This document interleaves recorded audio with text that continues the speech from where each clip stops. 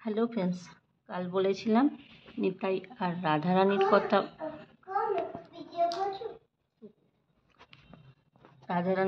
বলবো। রাধারানী কীভাবে দীর্ঘ 5 বছর ধরে আমার যে নিতাই আছে, ওকে বলতাম সবসময় তোর বিয়ে দিয়ে দেবো, তোর বিয়ে দিয়ে দেবো, নিতাই তোর বিয়ে দেবো, নিতাই তোর এই ছিল আমার মুখের বল।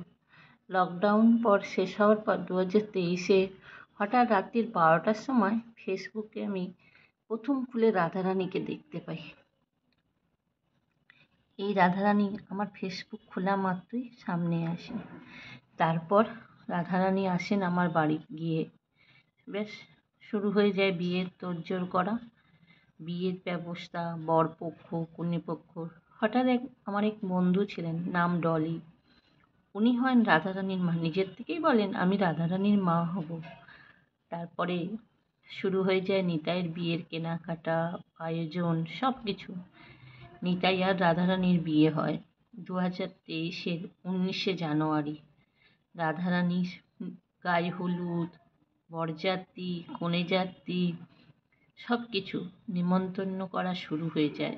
আসেন নিতাইয়ের বিয়েতে আমরা সবাই গেছিলাম কনেযাত্রী হয়ে। রাধারানীতে ওর বাড়ির পক্ষ হয়ে যারা ছিলেন ওনারা আসেন কনেযাত্রী হয়ে। এইভাবে প্রসেস চলে। আমরা দীর্ঘ 4 দিনের মধ্যে রাধারানী আর নিতাইয়ের বিয়ের আয়োজন, এলাহি আয়োজনের সাথে খাওয়া দাওয়া, লোকজন, গেস্ট সবাই আসতে থাকে আমাদের বাড়ি।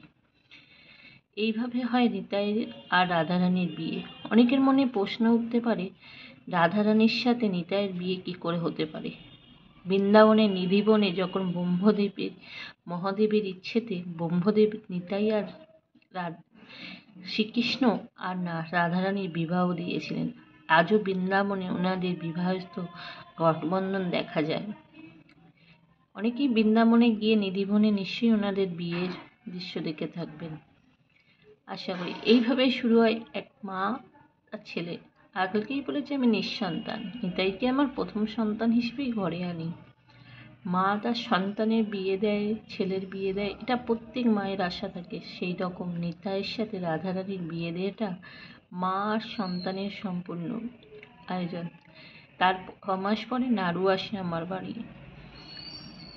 ওর দিদা রাধারানীর মা বলে নাড়ু নাকি ওর নাতি। এই হলো কাহিনী। ছোট্ট একটা হয়তো খুব ভালো করে গুছিয়ে বলতে পারলাম না নিতাই আর রাধারানীর বিয়ের কথা।